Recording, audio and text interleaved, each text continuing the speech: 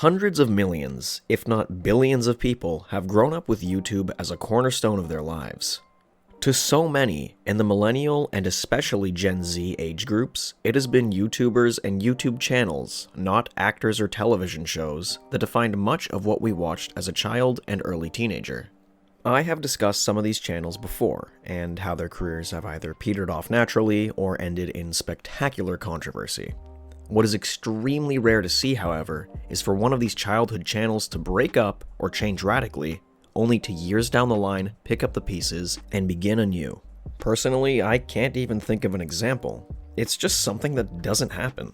However, to the shock and delight of millions upon millions of people, one such channel has done that.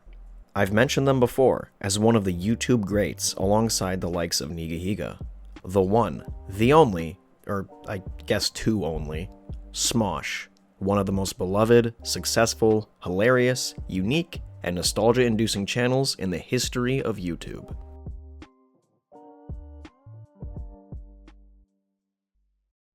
Smosh, being one of the earliest channels on YouTube, started the way many others at the time did, making simple, goofy, short lip-sync videos, again, very much like Nigahiga. But the history of Smosh actually goes back to even before YouTube existed, to the creation of Smosh.com. In 2002, Anthony Padilla created the website Smosh.com as a place to upload his Flash animations. The website is actually still used even now, and the domain name of Smosh.com still exists to this very day. Whether intentional or not, and it likely wasn't, acquiring the website name Smosh was very forward-thinking of Anthony, even if it wasn't on purpose. Other creators would also begin uploading animations to Smosh.com as well, including Tomska. Yes, that Tomska, as in the creator of Astif movie and the voice of Tom from Eddsworld. Jumping ahead to 2005, Ian Hecox, having been friends with Anthony for the past few years after meeting him in a 6th grade science class, joins Anthony. And with that, the Smosh that we would come to know and love was essentially born. With 2005 comes the creation of YouTube, and Anthony and Ian decide to jump on board quickly and begin uploading their lip-sync videos. And with so few people yet to join the website, they are consistently on the front page. Their Mortal Kombat, TMNT, and Power Ranger lip-sync videos all taking off very well and garnering them a lot of early success. In late 2005, Smosh put out a video, Pokemon-themed music video. It was very similar to their previous videos, but while the others were popular, this one just exploded. It went on to get 24 million views, making it at the time the most watched YouTube video of all time. The video has sadly been taken down now due to copyrighted music, which at the time of its upload was not at all enforced. Smosh continued to make videos for YouTube, with much of their early catalog sitting with millions of views, and as 2006 led into 2007, Smosh became one of the very first channels to be brought into the YouTube Partner Program. This allowed Ian and Anthony to be paid for the videos that they made. From this point onward, the two would more or less focus solely on Smosh, and started to push their content more toward the sketch comedy style that they would become most known for. 2008 would see the start of their extremely famous Food Battle series, and in 2009 they would start another classic series, If Movies Were Real. By the time of that video's release, the sort of hyper-clickbait thumbnail that Smosh would be partly known for started to become common. Thoughts on clickbait aside, it does show that once again, Smosh was ahead of the game when it came to knowing how to make a video get a lot of attention. However, it was the early 2010s where Smosh hit their absolute peak.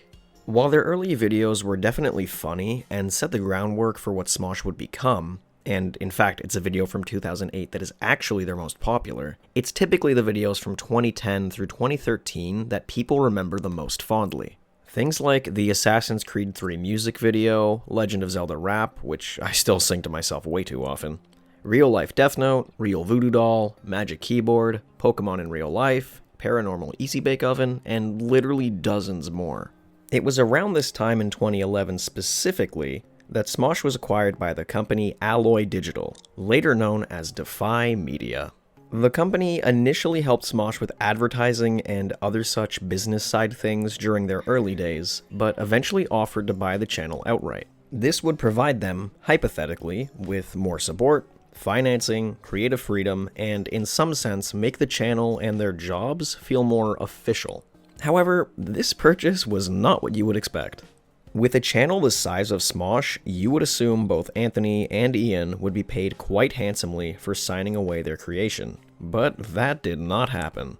Instead, Ian and Anthony agreed to be paid in stocks within the company, which, of course, in hindsight, is a horrendously bad idea. Neither Ian nor Anthony got a penny from selling their channel, but in this time on YouTube, selling channels and just business side deals in general weren't really understood. In some sense, Smosh walked so others could run. Away from shitty companies like this. There is no other way to look at this decision than as a critical mistake on their part, and one that would have even greater effects than just financial ones.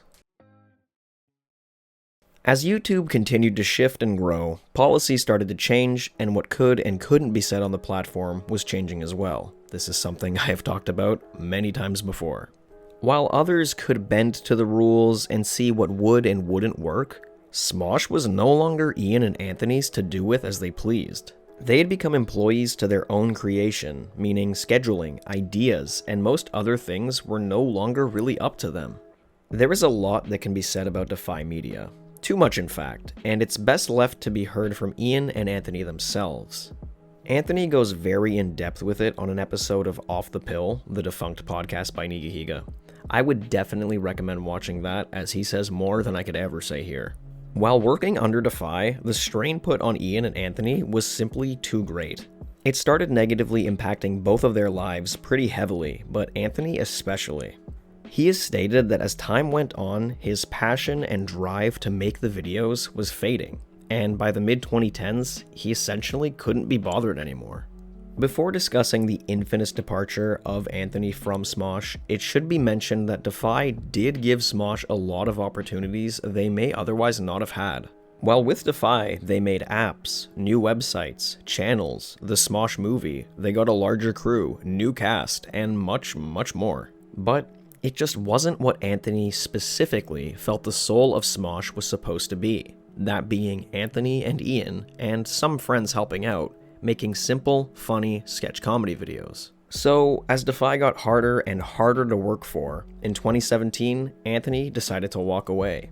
He even offered to have Ian leave with him and have the two of them start a new channel, but Ian politely declined, seeing more that could be done with Smosh in the future.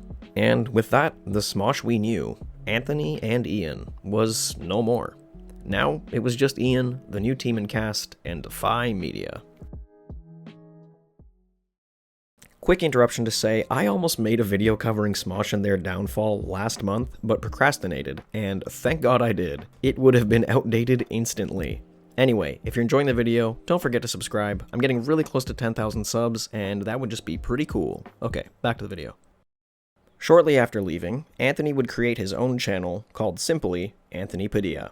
In the early 2 years of the channel, most of what Anthony would make was pretty hit or miss, to say the least. Much of it was Anthony throwing ideas against the wall to see what would stick and what wouldn't.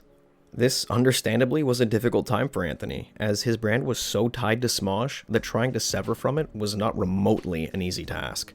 He would go as far as basically cutting any and all contact in an attempt to truly and completely be his own creator, which must have been very stressful and scary. In 2018, Anthony would release his first video in his now famous I Spent a Day With series. A series in which he interviews, talks to, and seeks to understand more about various kinds of people and groups. In 2018, he only made a few of these, sprinkled in with his other sort of random videos, but it became clear that these were the kinds of videos that were not only performing the best, but he enjoyed making the most. So, from early 2019 onward, it became almost all of what Anthony would go on to create. And he's gone on to talk to all kinds of people, ranging from flat earthers, to models, to home invasion survivors, shooting survivors, supposed time travelers, and other YouTubers, as well as many, many, many more. From 2019 to today, Anthony on his solo channel has been extremely successful. On the other side of the coin, we have Ian, and Smosh itself during this time. And, well, things weren't as kind to them. With the departure of Anthony, to most, myself included, half of what made Smosh Smosh was gone. And trying to pick up the pieces after that was not an easy task. Countless different people were brought in to spice up the cast, some great, some whatever, but the simple fact was, the magic that was Ian and Anthony together on screen couldn't be replaced. Moreover, the type of videos Smosh was known for, sketch comedy, was expensive and getting harder to get away with, so the kinds of videos weren't even what people originally came for, leaving Smosh and Defy in a pretty odd state. Some videos would get 1 million, maybe 2 million views, but most were stuck in the hundreds of thousands range. Which may sound like a lot, but the money coming in from a video like that is not enough to pay for a cast, crew, food, and location fees. It isn't self-sustaining. To add insult to injury, in 2018, Defy Media unceremoniously declared total bankruptcy and shut down all operations, and that left Smosh with no owner. Things were looking bleak, and with no clear future in sight, in stepped 2 heroes, and 2 other beloved YouTube legends. Rhett and Link, known for their series Good Mythical Morning. They purchased Smosh as a part of Mythical Entertainment. Smosh was thankfully able to find a secure and non-corporate blood-sucking parent. Defy was so bad, in fact, that MatPat from Game Theory has been quoted, having briefly also been under their wing, as saying it was a Ponzi scheme that used YouTubers' money to look good to investors. Over the next few years, Smosh continued more or less as it was, albeit with no more corporate overlord breathing down their neck. However, as of only a few days ago, things have taken a historic and amazing change for Smosh. Ian and Anthony, for the first time since 2011, are the sole owners of Smosh once more. Having recently revealed to the public that over the last year they'd been working together and planning on reacquiring Smosh, it's finally happened. Posting 2 days ago and already pulling in 5 million views, the announcement on the Smosh channel and across social media as a whole has been nothing but excitement and joy. Seeing the Smosh channel with the banner of Ian and Anthony and the profile picture of Ian and Anthony brings a feeling I can't even describe. The boys are back. According to Anthony's most recent video, they've been writing together and have already shot a few sketches, and I, along with millions of others, are waiting eagerly to see what they will do now that they are once again Smosh. Not someone else's property, and with no one to tell them what to do. Just them. This is honestly something I never could have imagined, and I could not be happier for Ian and Anthony. This is a historic time in YouTube, my friends. Dreams seemingly do come true. Sometimes.